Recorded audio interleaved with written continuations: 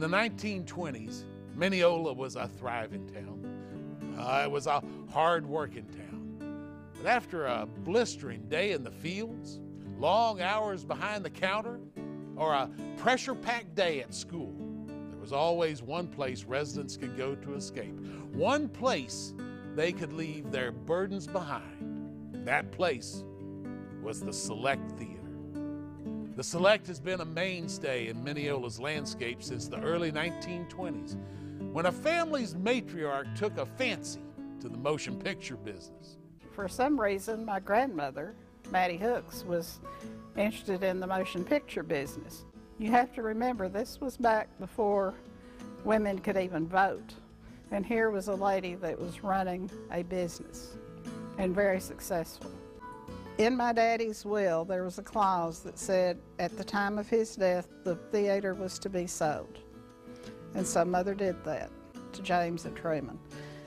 I started here when I was 12 years old. I worked for that man till 1962, until he died. People like to get away from reality. And where are you going? You go to a motion picture theater and you enter another world. It's got good vibes. You know, it's been here for so long. I think it's a really cool place. And it was a way of escape, but you could see it on the screen. You know, breakfast at Tiffany's in New York and the big cities of the world, in Paris. Segregation was over. It was now integration. They showed the Jackie Robinson story. And we were still in high school then, and that was my very first time ever being downstairs. First time that I've ever set foot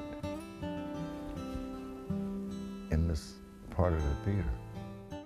And the theater was filled with children watching a Saturday matinee. All of a sudden, the laughter turned to screams. We are in the middle of a tornado. I said, God help us all. I don't know what'll happen next.